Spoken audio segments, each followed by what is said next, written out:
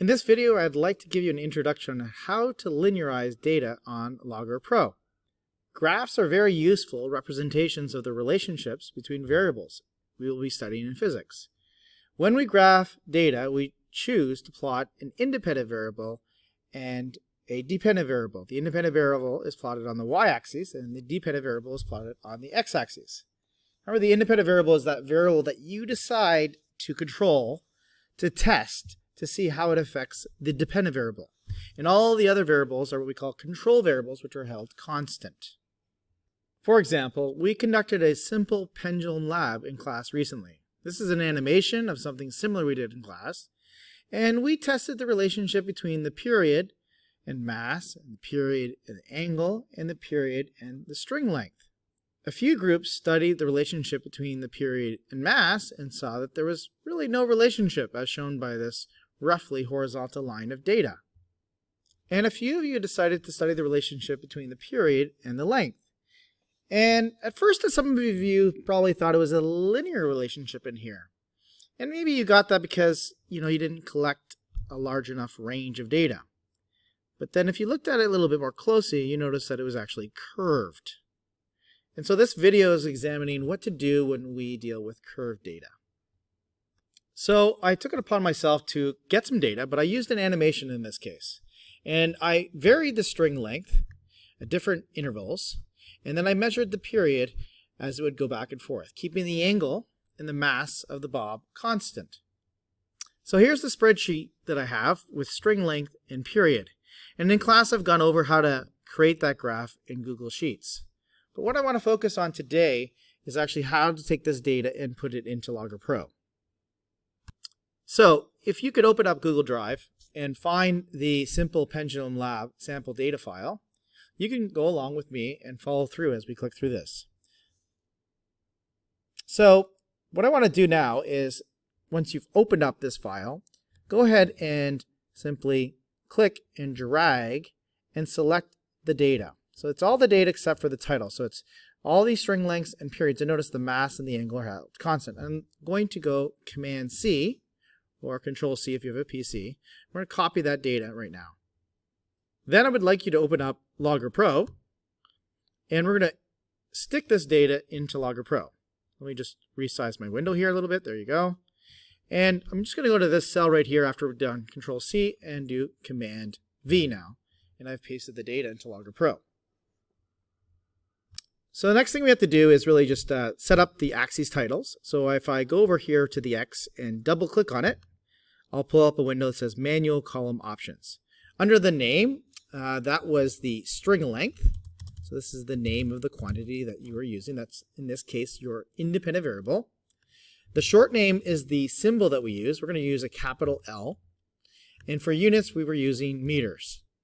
Now, just to point out this, if you're doing a lab and you're just going to directly input your data into Logger Pro, and you didn't want to type in 0.2, 0.4, 0.6, and onwards, you could click on Generate Values, change this one to, say, a 0.2, because that's our first value, change this value here to 4, that's where you end, and then this would be the increment. And so you could auto-populate all of these values in here without actually typing them in manually.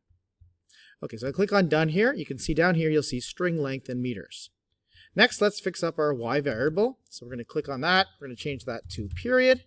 Short name is a capital T, and the units are in seconds. And so you can see that's changing over here.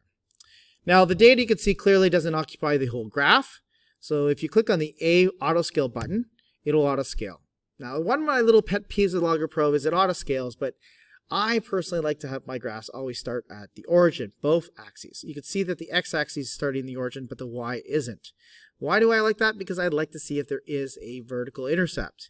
Because if there's no vertical intercept, I can say that there's a proportional relationship in here. So I would rather actually double click on this white space of the graph, and you pull up what's called Graph Options, okay, or Axes Options. If you go to the Axes Options tab right over here, instead of having it on auto scale larger, I like to choose auto scale from 0. All right, and then over here I'll do that same thing for the other axes as well, just in case. If you want to change it to be like, I don't want it to be 4.2, but I want it to be 0 to 5, you can click into here and say manual and change that bottom value to be 0 and that top value to be 5. It's up to you, but again, I'd like to keep both the bottom value here and the left value here both at 0. Okay, so you can see now it's been reset, so the origin is 0 here, and we're missing a title for the graph. So I double click on that space and go to graph options, and we want to click on period versus string length is our title. Okay. Also, one other quick point, if you have an older version of Logger Pro, often it used to connect the points. Please don't do that. We don't do that in physics. We like to have just point symbols, and we'll determine the trend line afterwards. So just make sure that you have just point symbols showing up in that case. So there you go. You got period versus string length. And now the point is, what do we do with this curve? So we want to fit a curve to it, right? So if we click on this button over here, which stands for curve fit, this allows you a bunch of choices. And this is where I think it's much more powerful than, say, Google Sheets or Excel, because you have a whole slew of general equations that you can use. You can go from quadratics, cubics, squares, even like sine and cosine waves. So you can really choose lots of things. In fact, you can even define a function. So in class, I was going over this earlier, and someone said, I think it's an exponential. So they clicked on exponential, try fit. Geez, pretty close. It fits it, right? But is it an exponential function? Well, in our first introductory course, we're not really going to be seeing exponential functions. We're really going to see, quadratics, square root functions, inverse curves, but you're not really going to see logarithmic or exponential functions in our first introductory course on mechanics.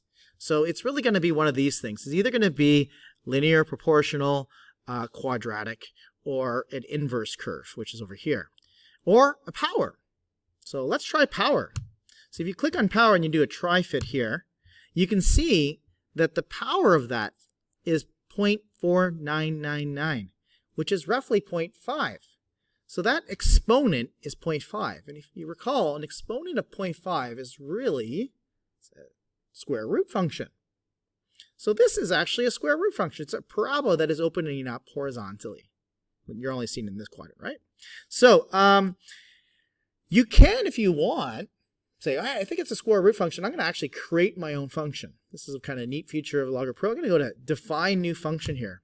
And you can actually go in and change it. I'm going to change this from A is the constant and multiply by SQRT. That's what it understands as square root. Open the brackets, capital L. I'm going to just change the description to square root. Oops. And so now I actually have defined a square function, and I can do try fit, and it's actually fitting perfectly that equation to this line. So if I click on OK, you can see that I've got an equation. Now, by the way, we're not really talking about standard error in this course, so you can unclick. If I double click this equation box here, or the curve fitting box, you can unclick the standard error because we don't really need that. And you can see that there's a coefficient of 2.011 that's in front of the square root function. Now, as pointed earlier, it could have been a logarithmic function. And so this brings us into sort of the idea of like linearizing data. You see, everything's pretty good if it turns out that you graph the two quantities and it's linear. Then you calculate the slope, you come up with the equation of the line, and then you can define that there's a linear relationship or a directly proportional relationship between the two variables, like in this case, force and stretch. But what do you do when you have something where it's not linear? What happens if the graph is curved? So this is like one of the graphs that we'll see later on, position versus time. It turns out that it's actually can be curved. So what do we do to create a straight line? Because one might look at this and say, it's an exponential function. But that, in fact, actually, it's a quadratic function. So if we plot position versus time squared, it turns out that we get a linear relationship between these two variables. All right, so how do we linearize the data? So the process is really to kind of look at that original graph that we plotted and look at the shape of the relationship. Is it quadratic, cubic, square root, inverse? And then create a second set of graph from the second set of data that you can determine where that would produce this nice straight line. And then you create that second graph, and then you get the slope and the intercepts from that new graph. So part of it, the trick is to really to identify what do you do in each situation. So if you get a graph that is simply a horizontal line, that means there's no relationship between the variables. If you get a graph where the points all line up in a straight line and go nearly through the origin, then you could say that the y variable is directly proportional to the x. That means that if you double x, then you double y. If you triple x, you'll triple y, and so forth.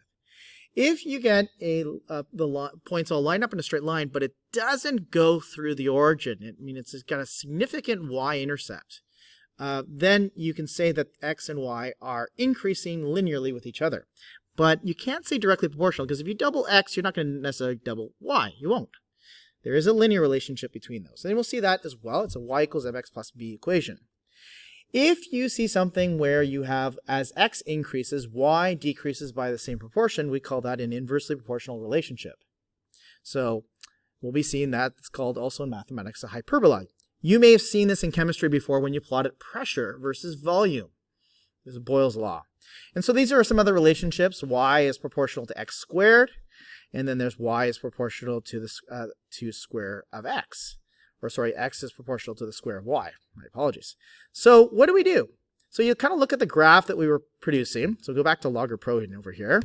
And you look at this graph and you say, what one does it most resemble? Does it look like what? So what do? So looking through my notes, you'll see that this particular graph looks like what we just plotted. It looks like a square root function. It looks like the square of y is directly proportional to x. And so to linearize this graph, we're going to plot y squared versus x. Because it looks like this graph looks like of this format. So that's what we're going to do right now. So we're going to go back to our Logger Pro, and we're going to plot the square of the period versus the length. Now, by the way, you could also alternatively do period versus the square root of length. That will work as well.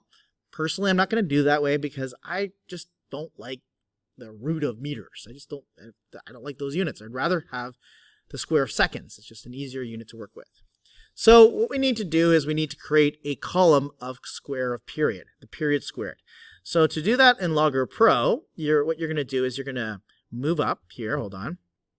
Okay, so now we're going to create a period squared column. So what we're going to do is go up to the data menu, and you can't quite see the data, but if you click on that data tab, and then all the way down here we have calculated column, new calculated column. And then we're going to change the name in here to be period squared. Under the short name, we're going to do t squared. Now, I see a lot of people doing this. I don't prefer that. I would rather have t to the power of 2. So go t, and then go down to superscript 2, and then you've got a second squared.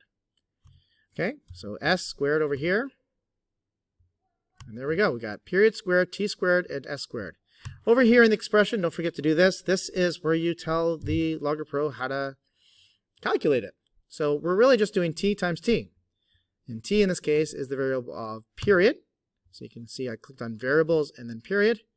Then multiply by period. Now alternatively, you could also use the caret 2 after period, but there's a lot of ways of doing that. So once you click on done, you'll see a new column that gets pulled up over here of t squared. Now it would be a good idea to take a look at the values and see if they do make sense. If you square 1.558, do you get 2.427? Just to double check that you did it right. So now that we've got t squared, we're going to basically insert another graph. We want to see both graphs. So I go over to the insert tab at the top, and we're going to go to insert graph. And you get the graph popping up. So if you click on Command R, or page and auto arrange, all right, you will auto arrange all the graphs together. So that it nicely fits together the data and the graphs and so forth. So you can see now that the period squared, and down here is string length, you can see that that is actually a nice linear relationship. So we're going to just click on the linear fit button, and you can see there's a nice straight line through it. Of course, we're missing a title. So I'm just going to add in here under graph options, period squared versus length. All right, and there you go. Now you can see that there is definitely a directly proportional relationship between period squared and string length. All right, where before when we did this graph, we were not entirely sure. And so when we plot period squared versus length, we can see that there is indeed that directly proportional relationship between the two variables. Okay, and that concludes a little introduction on how we can linearize data when we have a curved graph.